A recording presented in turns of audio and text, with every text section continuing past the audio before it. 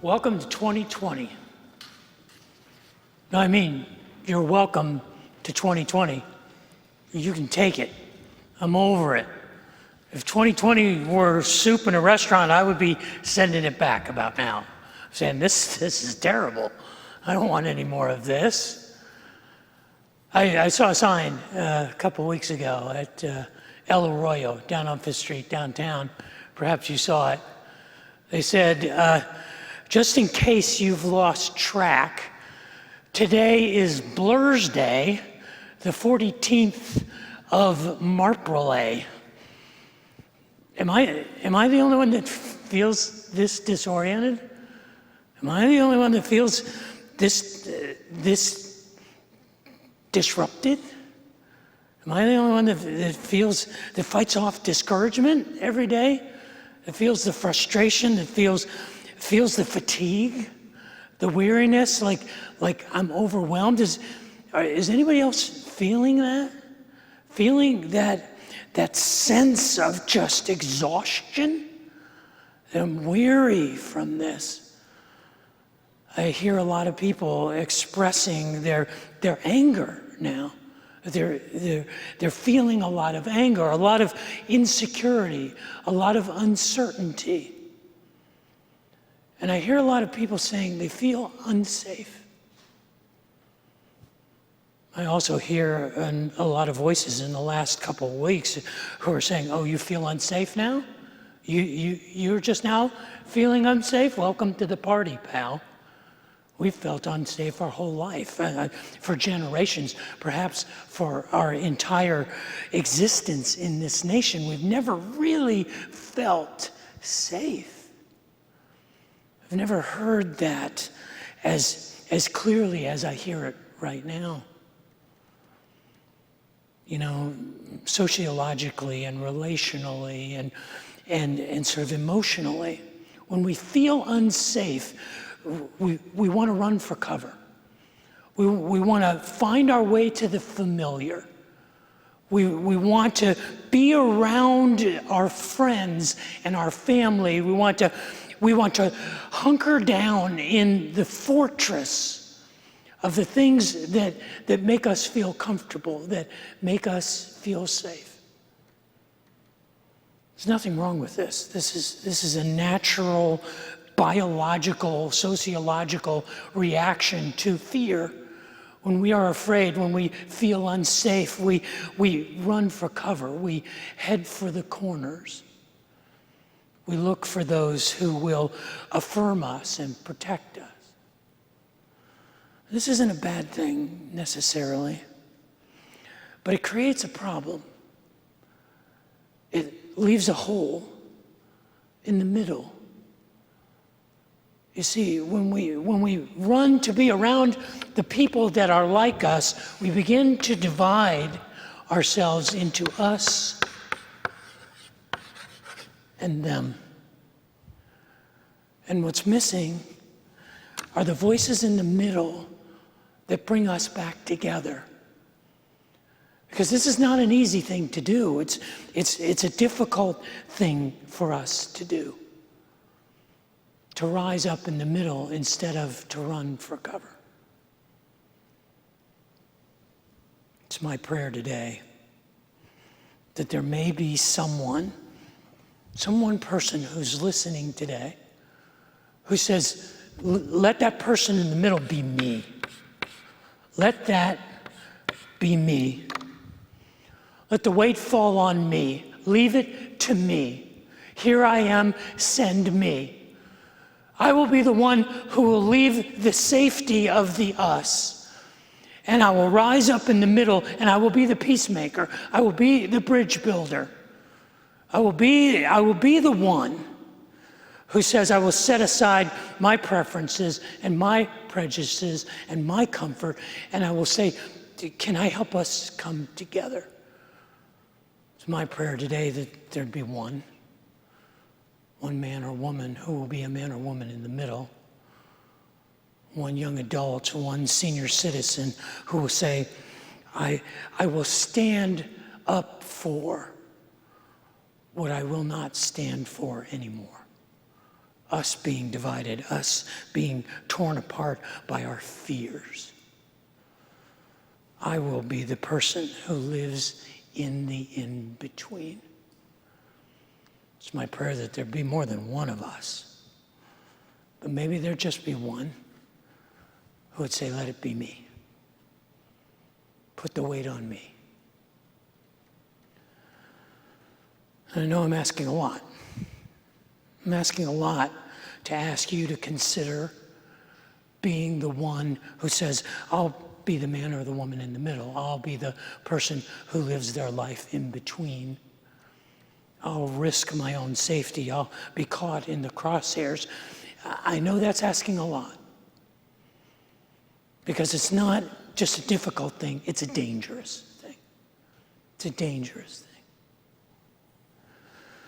In the early part of 1968, the Harris Polling Company decided to take a national survey of Americans and ask them who was the person they approved of the most in America and who was the person they disapproved of the most.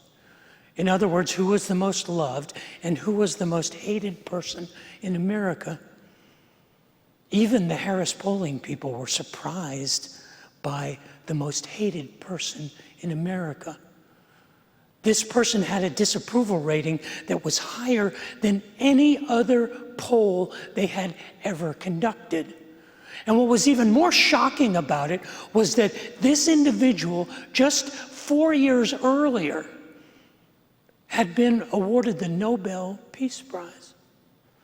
This person had been the champion and the loudest voice advocating for the 1963 Civil Rights Act, the most progressive act of civil rights legislation in American history since the Emancipation Proclamation. In fact, it was in January of 1964 that this person was named Time Magazine's Man of the Year. But in 1968, 75% of all Americans disapproved of Martin Luther King. He was the most hated man in America. Let that sink in for a minute. If there was anybody who understood what it was to seek to be a person in the middle, to live their life in the great in-between, it was a young Galilean rabbi who lived 2,000 years before Martin Luther King. He understood. He understood exactly what it meant to be in the middle. Jesus of Nazareth was a peacemaker, a bridge builder. He was the great reconciler. He was the Savior. But he understood the cost of it. He understood that he was the object of hatred and scorn, just like Martin Luther King was. Because when you are a person in the middle, it is a dangerous thing.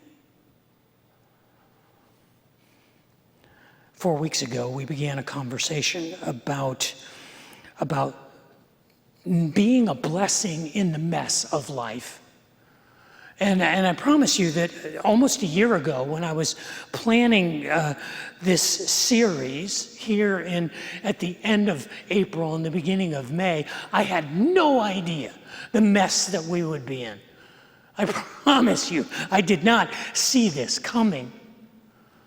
But as we have made our way through this unsettled time, I'm convinced that the words of Jesus from 2,000 years ago are as important and as relevant as they ever have been. In his most famous sermon Jesus ever gave, we call it the Sermon on the Mount. It's recorded for us in Matthew chapter 5, and the centerpiece of it is what we call the Beatitudes, the blessings. The Beatitudes are 9 blessings that are the centerpiece of the Sermon on the Mount, but it was part of Jesus' stump speech. It was a sermon that he gave many times. In fact, another version of that sermon is recorded in Luke chapter 6. It's called the Sermon on the Plain. And the centerpiece of the Sermon on the Plain are four paradoxes. Four paradoxes that Jesus points out. If you want to be an individual who is living in the middle, who lives in the in-between, you will be caught between pessimism and optimism. You will be caught between the already, that this is as good as it gets, and the not yet. And as Pastor Aaron humbly and honestly pointed out last week, we live between the time of weeping and the time of laughing.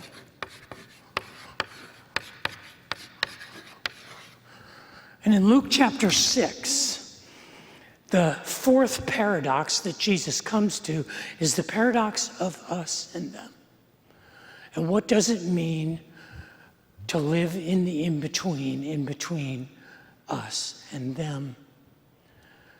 And he says, "Blessed are you when people hate you, when they exclude you and insult you and reject your name as evil because of the Son of Man.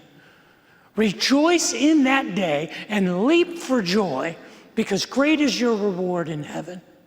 For that is how their ancestors treated the prophets." Did you hear that?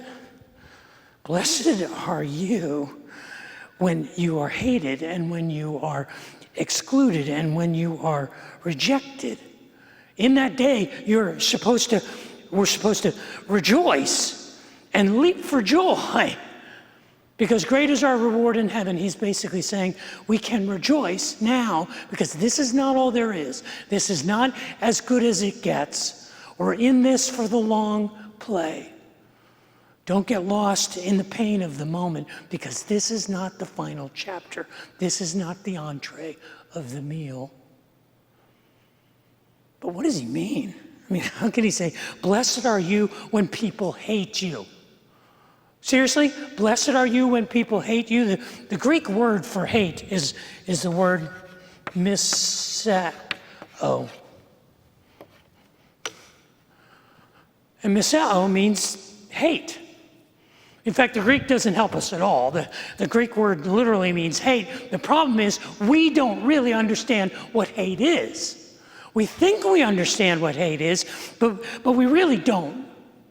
You got to go back to your Psych 101 class, and you've got to remember the psychology of how our emotions are expressed. Hate is a reaction. Hate is a response to something, in most cases, that we are afraid of. Fear is the thing that provokes hate. Hate is a warning light on the dashboard of our lives that says, I am afraid. That's why I hate cauliflower. I hate cauliflower. And as near as I can figure, I was traumatized by cauliflower as a child.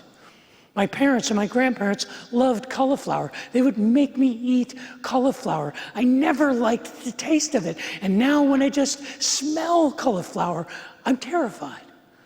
I hate cauliflower. My daughter, Leah, hates cilantro. She's one of those people, perhaps you know some people, they have a physiological reaction to cilantro. It tastes like soap for them. You just put one little leaf of cilantro. I didn't even know cilantro had a flavor, and it can ruin an entire bowl of ceviche or an entire serving of pico. Imagine living your life without cilantro, without pico de gallo, and without ceviche.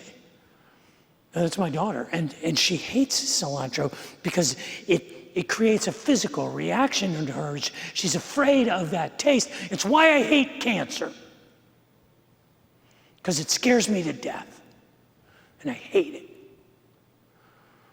And we have a tendency to think that love is the opposite of hate, and it's not. Hate is a reaction. Love is a volition. Love is a choice. Love is the antidote to hate.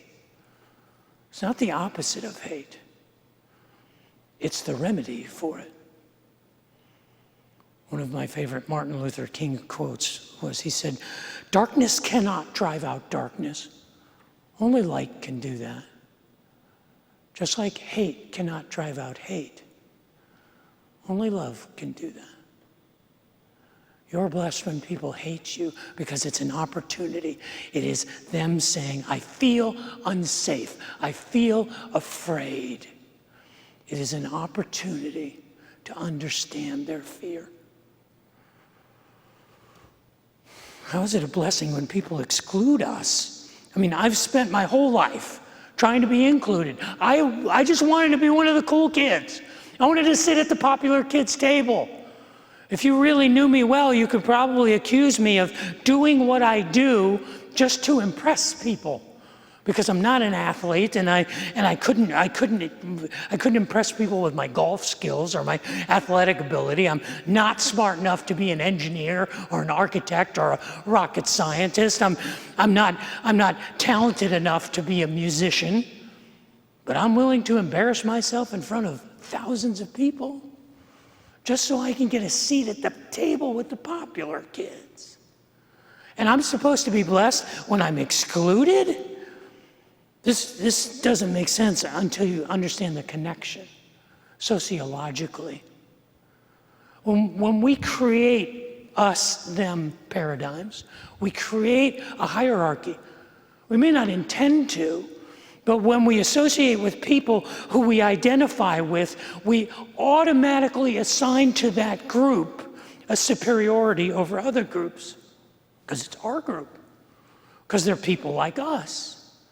So that when we are in an exclusive environment, we feel good because it affirms our significance, our superiority. But everyone who is excluded from that group automatically is insulted. This is exactly what Jesus is getting at. Blessed are you when people exclude you, because when they exclude you, they insult you. They insult you. They say, they marginalize you. They overlook you. That's why the whole idea of separate but equal doesn't really work in a society. Because as soon as you separate, you create hierarchies. It's sociologically unavoidable. The idea is that we are aware that when we are associating with people who affirm us and who are like us, we are necessarily implying to others that they are not as worthy as the rest of us. Jesus said, blessed are you when you realize that. When you realize that by excluding people, you are insulting them. When you feel excluded and insulted, you're beginning to understand. He says, blessed are you when people reject your name as evil. Everybody that was listening to Jesus understood exactly what he meant by this. Because there were rules that the Jews lived by. And there were a set of rules for the temple and for the synagogue, for the community of Judaism. And if you broke those rules and you were excommunicated from the community, from the synagogue, or from the temple, there was a list called the Shemona Erish. The Shemona Erish were what was called the 18 Benedictions.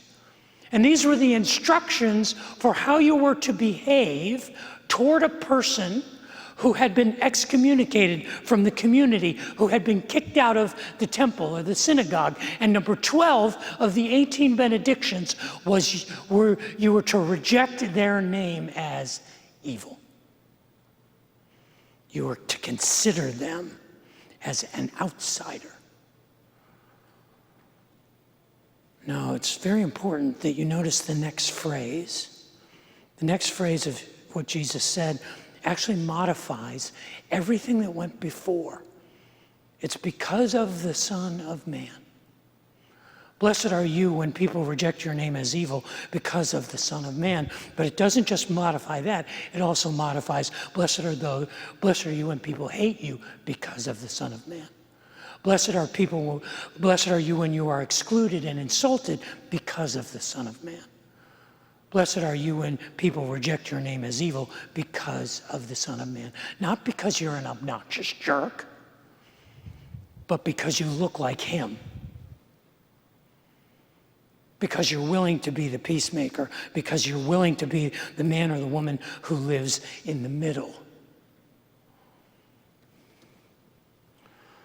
He says we should rejoice in this. We should rejoice in that day and leap for joy.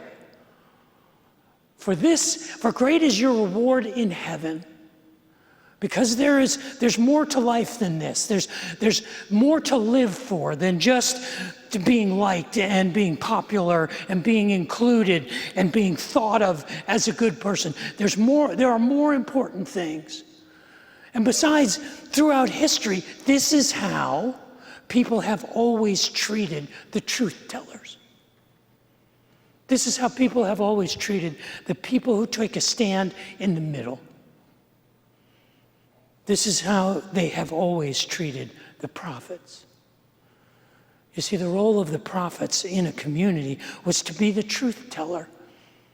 And the truth that the prophets always told had two inseparable parts: justice and mercy, or justice and righteousness. Because justice without righteousness is just revenge. It's just getting even.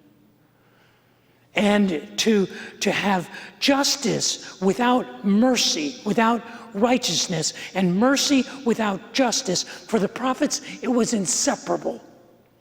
And nobody likes this because it requires a willingness to say, but for the grace of God, there go I. I do not judge you as if you are less than me, because in light of my righteousness, I am just as broken as you are. It's interesting to me that one of Martin Luther King's favorite verses, he preached on it many times, was Amos chapter 5, verse 24. Amos, the prophet of the Hebrew people, said, "Let justice roll down like a river, righteousness like a mighty stream." Let justice roll down, but don't forget the righteousness and the mercy and the humility that is necessary if we want to see true justice. Jesus ends this centerpiece of his Sermon on the Plain with a warning. It's kind of a mic drop. He says, "Woe to you. Let me warn you. When everyone likes you, when everyone speaks well of you, when everyone is fawning over you, let me warn you. Because that's how people treat the people who lie to them. They're lying to you because you're just telling them what they want to hear." You see, there's an echo chamber that takes place when we find a refuge in the fortress of us. And I'm familiar with this echo chamber. I understand it. I mean, part of it reinforces the things we need to hear. We need to know that it's going to be okay, and that we're not as in as much trouble as we think we are. We need affirmation, but part of that echo chamber lies to us. And I'm sorry to say that I have lived in an echo chamber like that most of my life. Until the last few weeks, I lived in an echo chamber where I believed it was enough. I believed it was enough for me to see the suffering of others through the eyes of a shepherd. Sounds good, doesn't it? I'm going to see the suffering of the sheep through the eyes of a shepherd. And I thought that was enough. I thought it was enough to have eyes of compassion and eyes of understanding and eyes of service and eyes of empathy. But what I'm finding out right now, what I'm realizing is that I'm in an echo chamber that's telling me that's not enough. That's enough, but it's not. And I saw it in the eyes. I saw it in the eyes of George Floyd. I saw it in the eyes of Derek Chauvin. I saw it in the blankness on his face. I saw through the eyes of the sheep. See, it's not enough to see the suffering of others through the eyes of a shepherd. You have to see the suffering through their eyes. You have to see, and sometimes I'm like, how? Officer Chauvin, how did you get there? And George Floyd, what was it like to live every day seeing through your eyes?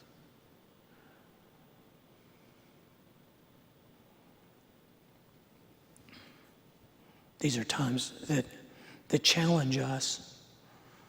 And 4 weeks ago, we began to unpack the idea of what does it mean if we are going to live in the middle? What does it mean if we are going to be men and women who live in the in-between us and them? If we are going to be peacemakers, if we are going to be bridge builders, if we are going to be agents of reconciliation. Because I think ultimately that's what Jesus was. That he was the one who was the ultimate peacemaker. But he knew what it cost. And he knew that if we became part of that, it would cost us what it cost him, and it cost him everything. In John chapter 15, Jesus warns us. He says, if the world hates you, remember that it hated me first. If you belong to the world, they would love you just as they love their own, but you're not of this world. So remember this, if they persecuted me, they will persecute you also. I'm convinced this was at the heart of the message of his stump speech, of the message that he gave over and over. It's also at the heart of the speech that Martin Luther King gave on August the 28th, 1963. On August 28th, 1963, there was a march on Washington, and Martin Luther King addressed 350 marchers on the Mall from the steps of the Lincoln Memorial. And we remember his speech by 4 words: I have a dream.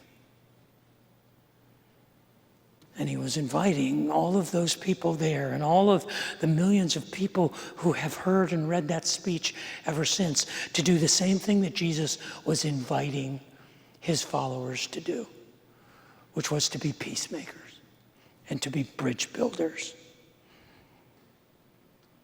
And just like Jesus before him, he knew what that would cost. That would cost him everything. And on April the 4th, 1968, on a hotel balcony in Memphis, Tennessee, James Earl Ray ended his life. And he paid the highest price for being a peacemaker.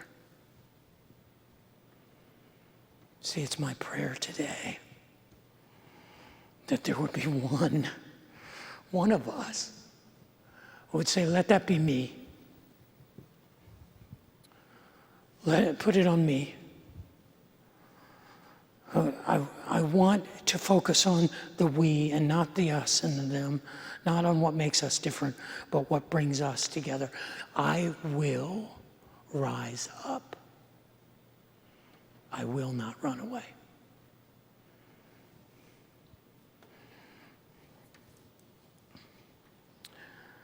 Maybe we should think about 2020 differently.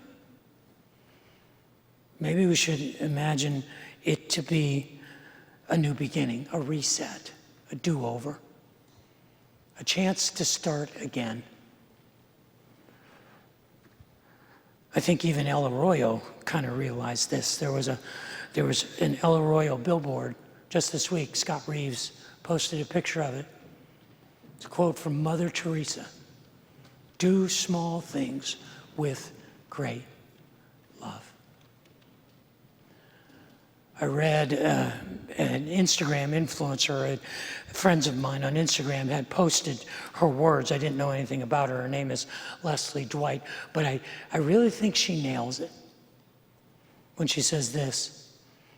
What if 2020 isn't canceled? What if it is the year we've been waiting for? A year so uncomfortable, so painful, so scary, so raw, that it finally forces us to grow. A year that screams so loud, finally awakening us from our ignorant slumber. A year we finally accept the need for change, declare change, work for change, become the change. A year we finally band together instead of pushing each other apart. What if 2020 isn't canceled? But rather it's the most important year of them all. What if 2020 is the best year we've ever had? Because it allows us to have a new beginning. It allows us to find our way home to each other. What if 2020 is a great reset? A great cleansing, repentance, a great restoration. And rather than moving forward feeling fearful, we move forward to come home to the middle. I look forward to that. That's why I look forward to what's ahead. Welcome to 2020.